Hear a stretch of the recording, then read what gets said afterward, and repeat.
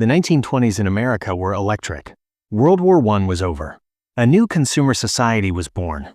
For the first time, ordinary people could buy cars, vacuum cleaners, and radios on credit, a fancy word for buy now, pay later. And nothing captured this explosive optimism like the stock market.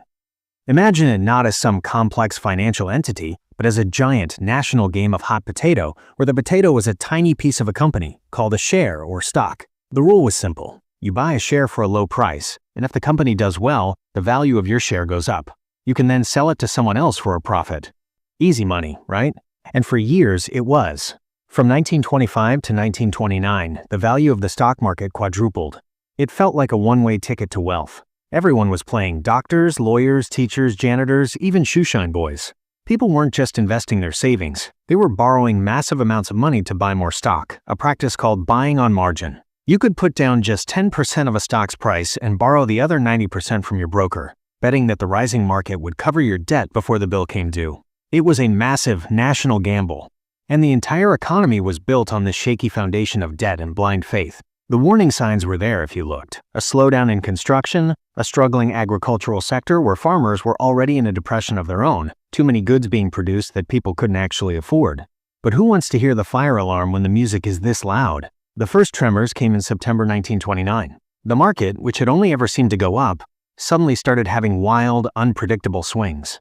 It was like a jolt of caffeine after a long night, a nervous, jittery feeling. Then we arrived at the week that would change everything. Thursday, October 24th, 1929. This day would become known as Black Thursday. The opening bell rang at the New York Stock Exchange on Wall Street at 10 a.m. And immediately, all hell broke loose. Instead of the usual controlled chaos, there was just panic. A tidal wave of sell orders hit the market all at once. Everyone wanted out. But with everyone selling, and almost no one buying, prices went into a freefall. The ticker tape machines, which printed out stock prices, fell behind by hours. Traders were making decisions in the dark, based on information that was already ancient history. The noise was deafening, a roar of pure fear. A group of the country's most powerful bankers, seeing the entire system about to collapse, pooled their money and stepped in. They placed huge confident buy orders, trying to stem the tide. It worked for a day. The market stabilized slightly by the closing bell. People breathed a sigh of relief. Maybe the worst was over. They were wrong. The panic had only been paused. Over the weekend, fear festered. By the time Tuesday, October 29, 1929 arrived, the dam was ready to break. Black Tuesday. This is the day that lives in infamy. The market opened, and it was a bloodbath from the first second. There were no buyers. None. The bankers' money was a drop in a bucket now. 16.4 million shares were traded, a record that would stand for nearly 40 years. Compare that to a normal busy day, which was maybe 4 million. Now let's talk about the numbers, the sheer scale of the destruction. On Black Tuesday alone, the stock market lost $14 billion in value. By the end of November 1929, the total loss was a staggering $30 billion. To put that in perspective, the entire federal budget for 1929 was just $3 billion. The market lost 10 times the government's annual spending in a matter of weeks. But numbers on a page can feel empty. What did that mean? It meant that the life savings of millions of Americans vanished into thin air. It meant that the janitor who put his $500 into RCA stock was now broke. It meant that the widow who invested her inheritance was now destitute. It meant that the banks, which had loaned all that money for people to buy on margin, were now holding billions of dollars in worthless IOUs. The great national game of hot potato was over, and the entire country was left holding a scorching, worthless piece of coal. The stock market crash wasn't the Great Depression itself. It was the first giant domino, and when it fell, it knocked over everything else. The next domino was the banks. Remember all that money people lost? A lot of it was money they had deposited in banks. And the banks had turned around and lost it in the crash, or loaned it out to people who could no longer pay it back. People, terrified, rushed to their banks to withdraw whatever cash they had left. This is called a bank run. But banks don't keep everyone's money in a vault. It's loaned out. So when everyone asks for it back at once, the bank fails. It closes its doors. Between 1929 and 1933, over 9,000 banks failed in the United States. Imagine that. Nearly 1 out of every 2 banks just disappeared, taking the life savings of millions of families with them. With no money, people stopped buying things. Factories that made those things had to slow down. And when factories slow down, they lay off workers. Unemployment, which was a healthy 3% in 1929, exploded to a catastrophic 25% by 1933. That's 1 out of every 4 people who wanted to work, unable to find a job. And that's just the official number. The real suffering was even wider. This is where the story gets human. This is where statistics become stories. This is what 25% unemployment looks like. It looks like breadlines stretching for city blocks, where people waited for hours for a single meal of soup and bread. It looks like Hoovervilles, shantytowns made of scrapwood, cardboard, and metal, named sarcastically after the president at the time, Herbert Hoover, who people felt had failed them. It looks like apple sellers on street corners, once proud businessmen, now selling fruit for a few pennies because it was the only job left.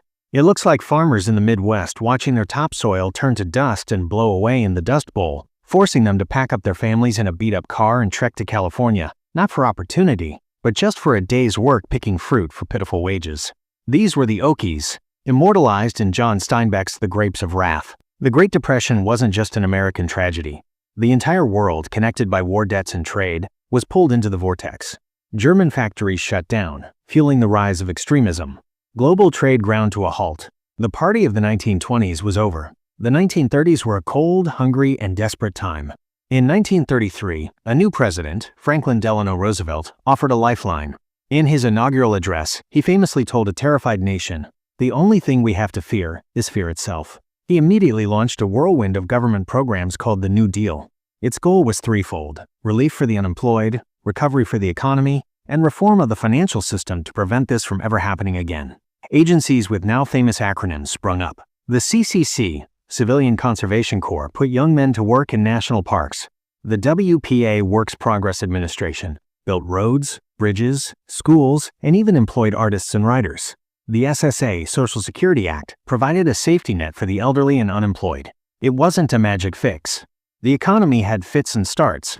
It took another colossal event, World War II, to truly jolt American industry back to life, creating millions of jobs in factories producing tanks, planes, and supplies. But the New Deal did something crucial. It gave people hope. It told them they were not forgotten. It put food on the table and a paycheck in the hand.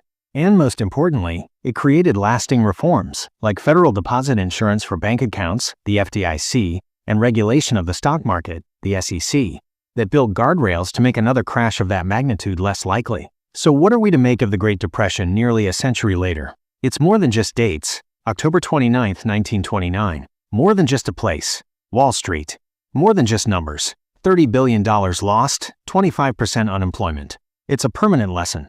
A warning etched into our collective memory about the dangers of unchecked speculation, of rampant inequality, and of a financial system without safeguards. Its echoes are in every economic policy decision made since. Its shadow fell over the 2008 financial crisis, a stark reminder that the lessons of history must be learned and relearned.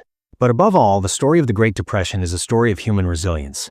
It's about the countless ordinary people who endured the unendurable, who stood in those breadlines not with shame, but with dignity, who patched their clothes, shared what little they had with a neighbor, and never gave up hope that tomorrow could be better. They lived through the worst economic catastrophe of the modern era, and they survived.